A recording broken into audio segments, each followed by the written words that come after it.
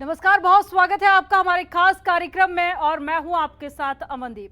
आतंकियों के निशाने पर एक बार फिर से घाटी के हिंदू हैं। आतंकी हर हाल में घाटी को हिंदुओं से खाली कर देना चाहते हैं और इसके लिए वो समय समय पर हिंदुओं की हत्या भी करते हैं।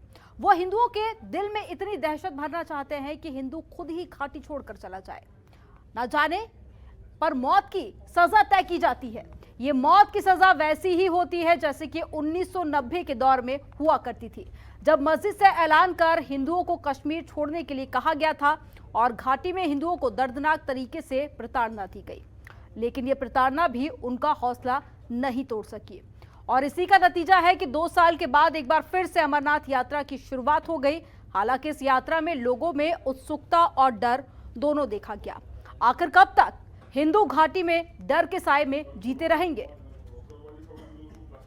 अकेली तो कोई मैं रह ही गई हूँ, मेरे साथ ही सबसे कोई नहीं है।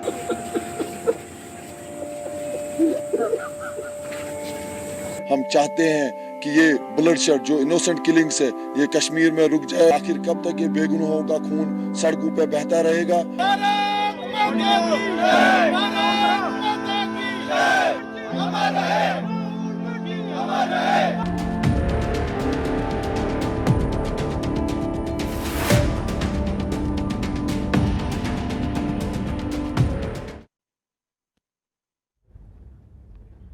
अभी राहुल भट्ट की चिता की आग ठंडी भी नहीं हुई थी कि आतंकियों ने बारामूला के दीवाने बाग इलाके में एक शराब की दुकान पर ग्रेनेड से हमला कर दिया।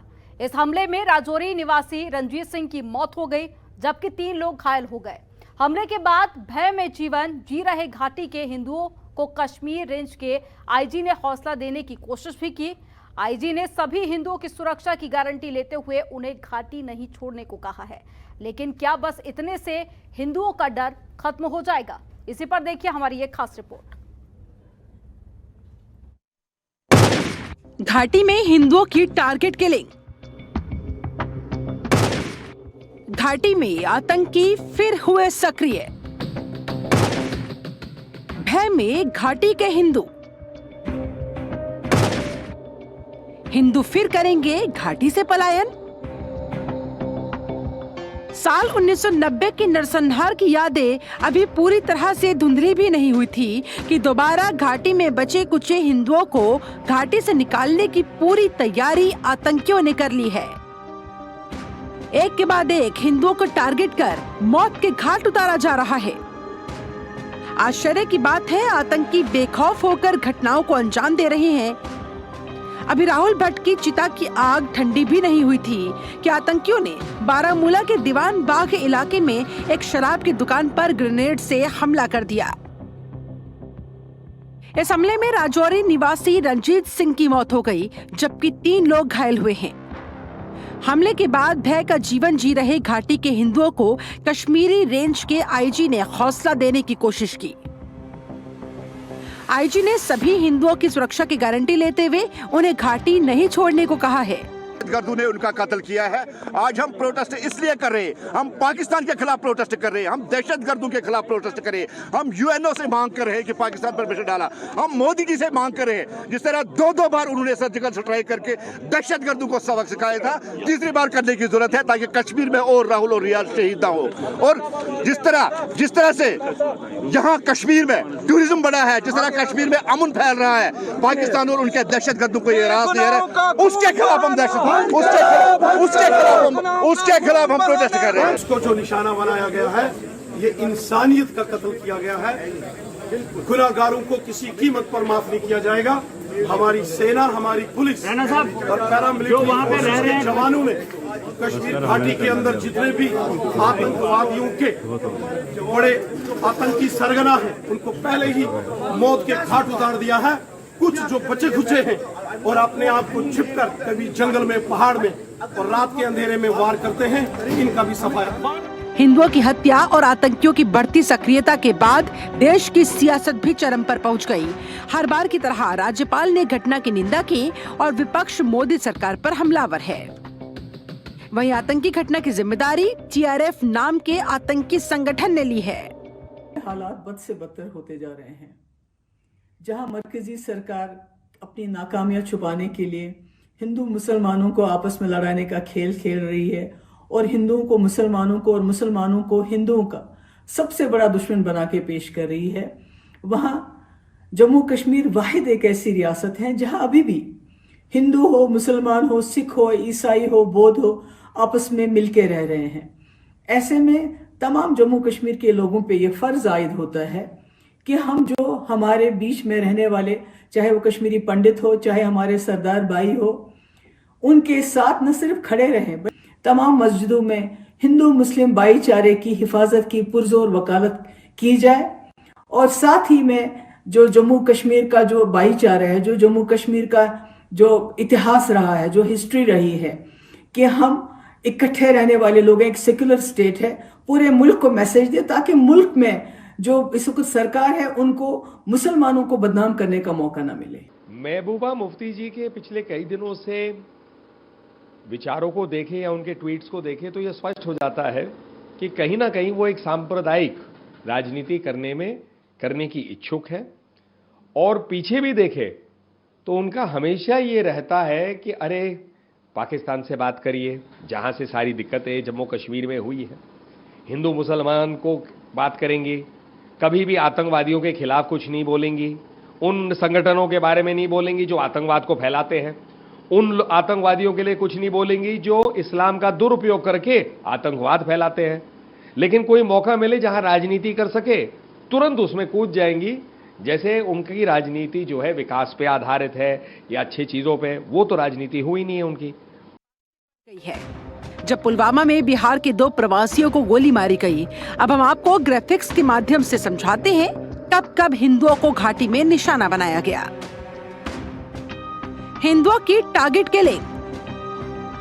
आतंकियों ने अक्टूबर महीने के 5 दिनों में 7 नागरिकों की हत्या कर दी। इस घटना में एक कश्मीरी पंडित, एक सिख, 2 गैर स्थानीय हिंदू शामिल थे। दिसंबर महीने में भी आतंकवादियों ने 2 लोगों की हत्या कर दी। 2 अप्रैल बिहार के 2 प्रवासियों की गोली मारकर हत्या कर दी गई। मई महीने में राहुल भट्ट समेत 2 हमलों में 2 लोगों की मौत। सतीश सिंह पर हमले से कश्मीर में राजपूत समाज में भी आक्रोश है। उनका कहना है कि उनके समाज ने आतंकवाद के दौर में भी घाटी नहीं छोड़ी, वो हमेशा आतंकवाद का सामना करते रहे। लेकिन वर्तमान समय में परिस्थिति पूरी तरह से बदल रही है। धारा 370 हटने के बाद से आतंकियों पर लगातार तेजी से कार्रवाई की जा रही है। उससे आतंकी बौखला गए हैं और उसी बौखलाहट में लगातार हमले कर रहे हैं। हालांकि घटना पर प्रशासन के चाहे कुछ भी दावे हों, लेकिन एक बात तो सत्य है कि घाटी में संपूर्ण शांति के लिए आतंकियों का समूल नाश बहुत जरूरी है। तभी घाटी में शांति स्थापित हो पाएगी। ब्यूरो रिपोर्ट, जनतंत्र टीवी।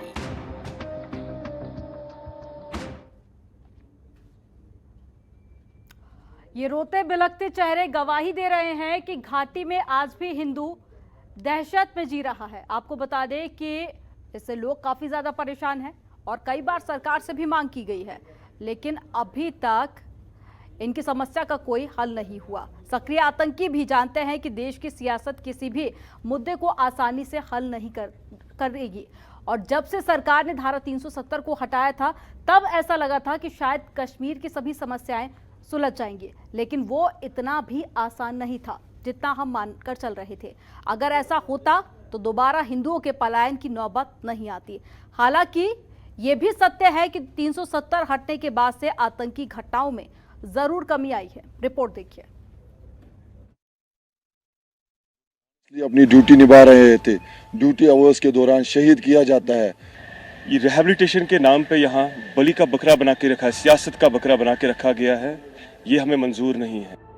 ये रोते बिलखते चेहरे गवाही दे रहे हैं कि घाटी में आज भी हिंदू दहशत में जीवन जी रहे हैं। पहले ही थार उठ गई थी, जब उसको गोली मारी मुझे थार उठ गई थी। मैंने यूं ही साहिल भाई को फोन आया, मुझे पता था ये इसी को कुछ हो गया, इसको ही कुछ हो गया। वो मुझे वहां तक बोला इसको कंधे में गोली मारी है। मैंने बोला चलो बाजू चली जाएगी, कोई बात नहीं, मैं कर लूंगी। मैंने टांग भी चली जाती मैं कर लेती कुछ ना कुछ, मगर भैया उन्होंने मुझे उसी को ले लिया, मुझे उसी से शासन प्रशासन का आतंकियों को कोई भय नहीं। शायद ये बात घाटी में सक्रिय आतंकी भी जानते हैं कि देश की सियासत किसी भी मुद्दे को आसानी से हल नहीं होने देती। जब से सरकार ने धारा 370 को हटाया था, तब ऐसा लगा कि शायद कश्मीर की भी समस्याएं सुलझ जाएंगी, लेकिन वो सब इतना भी आसान नहीं था जितना हम मानकर चल रहे हैं। अगर ऐसा होता तो दोबारा हिंदुओं के पलायन की नौबत नहीं आती। हालांकि ये भी सत्य है कि 370 हटने के बाद से आतंकी घटनाओं में जरूर कमी आई। 370 हटने के बाद के 841 दिन में घाटी में केवल 496 आतंकी घटनाएं हुई। इस लिहाज से घाटी में होने वाली आतंकी घटनाओं में करीब 42% की कमी आई है। 2 फरवरी 2022 को केंद्र सरकार ने राज्यसभा में बताया कि 5 अगस्त 2019 से 26 जनवरी 2022 तक घाटी में कुल 541 आतंकी घटनाएं हुई हैं। इन घटनाओं में 439 आतंकवादी भी मारे गए। इन आतंकी हमलों में हमारे 98 जवानों ने भी अपनी शहादत दी है। वहीं 109 आम नागरिकों की भी मौत हुई। दूसरी तरफ 2105 प्रवासी वापस नौकरी के लिए घाटी में लौट आए हैं, जबकि तब से अब तक 7 कश्मीरी पंडितों समेत 18 हिंदू भी मारे गए। इनसे अलग बात करें तो धारा 370 हटने के बाद से राज्य में बहुत बड़े बदलाव भी हुए। इन्हीं बदलावों के कारण आतंकी घटनाओं में कमी आने की बात कही जा रही है। हम आपको वो 7 बातें बताते हैं जो कश्मीर में पहली बार हुई। जम्मू कश्मीर में पहला बदलाव स्थानीय निवासी बनने के नियमों में हुआ है। अब दूसरे राज्यों के निवासियों को भी वहां का स्थायी निवासी बनाने की व्यवस्था की गई। अब वो व्यक्ति भी जम्मू कश्मीर का नागरिक बन सकता है जिसने वहां की लड़की से शादी की है।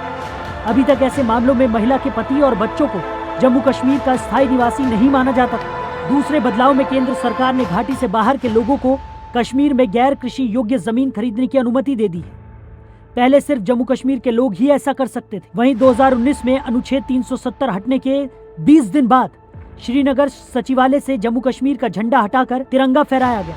सभी सरकारी कार्यालयों और संवैधानिक संस्थानों पर भी राष्ट्रीय ध्वज फहराया जाने लगा। ये तीसरा बदलाव था। चौथे बदलाव में सरकार ने पत्थरबाजी और दूसरी राष्ट्र विरोधी गतिविधियों में शामिल लोगों को पासपोर्ट जारी नहीं करने का नियम बनाया। सरकारी नियुक्तियों में सुरक्षा एजेंसियां उन्हें हरी झंडी नहीं देंगी।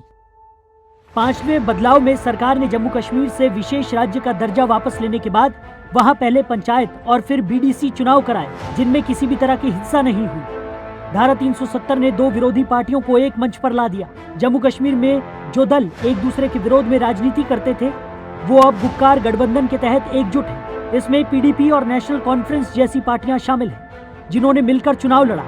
घाटी में हर साल 5 दिसंबर को शेख अब्दुल्ला का जन्मदिन सार्वजनिक अवकाश के रूप में मनाया जाता था। हालांकि 2019 में ये प्रथा बंद कर दी गई। इसी तरह शेख अब्दुल्ला के नाम वाली कई सरकारी इमारतों के नाम बदल दिए गए। ऐसा तभी संभव हो पाया जब धारा 370 को हटाया गया। हालांकि इन बदलावों के बाद भी समय समय पर आतंकी घटनाएं घटित होती रही। ये बात सरकार के लिए चिंता की। ऐसे में सरकार को कुछ न कुछ ठोस कदम उठाने ही होंगे। ब्यूरो रिपोर्ट, जनतंत्र टीवी। देश में 2 साल के अंतराल के बाद अब 30 जून से अमरनाथ यात्रा की शुरुआत होने वाली है। इसको लेकर श्रद्धालुओं में उत्साह और भय दोनों ही बना हुआ है। हाल ही में लगातार कश्मीर घाटी में जिस तरह से आतंकियों ने दोबारा हिंदुओं को निशाना बनाना शुरू किया, उसे देखते हुए सुरक्षित अमरनाथ यात्रा करवाना शासन प्रशासन के लिए एक बड़ी चुनौती बन गया है। हालांकि ऐसा भी नहीं है कि इसकी चिंता केंद्र को नहीं है। मंगलवार को ही गृह मंत्री अमित शाह ने इसी मुद्दे को लेकर एक हाई लेवल मीटिंग बुलाई, जिसमें मुख्य मुद्दा लगातार घाटी में हो रही हिंदुओं की टारगेट किलिंग और सुरक्षित अमरनाथ यात्रा करवाना था।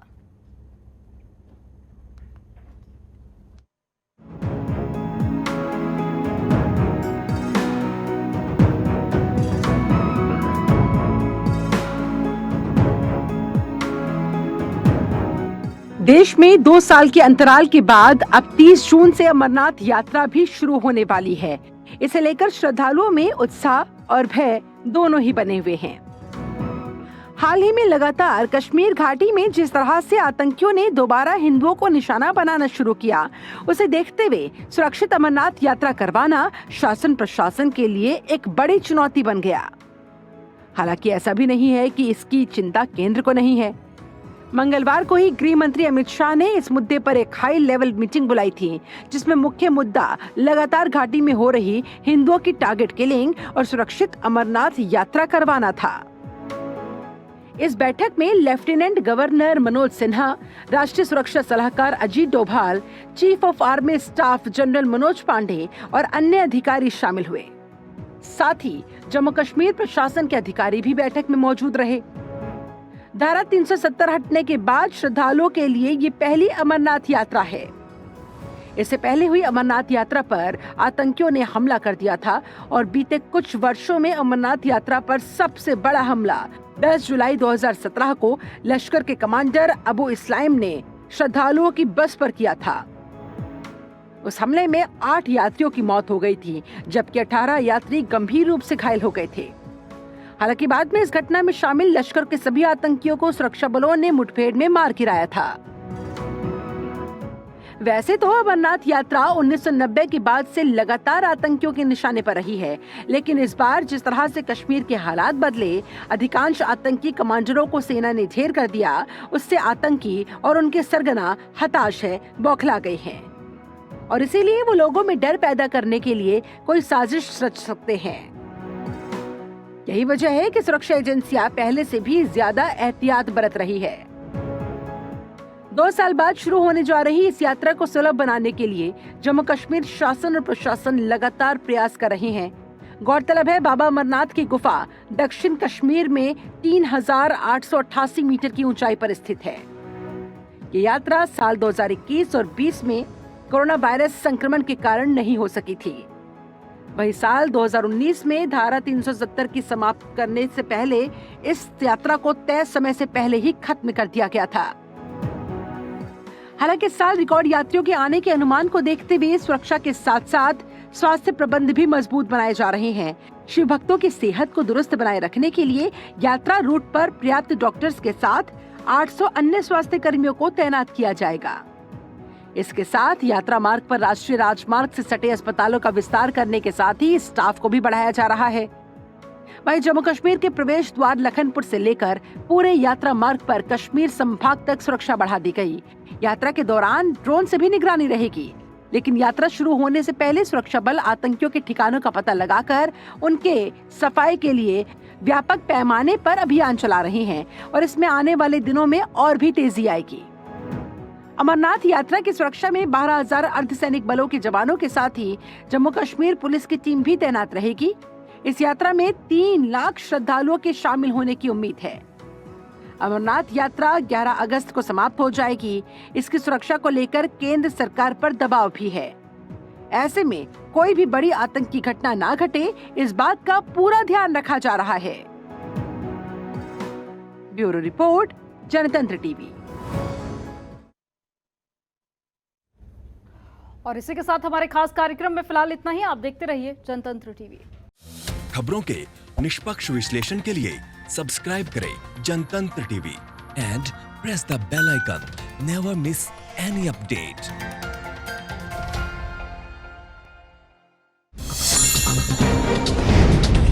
डाउनलोड कीजिए जनतंत्र टीवी ऐप को, जो कि अवेलेबल है गूगल प्ले और ऐप स्टोर पर।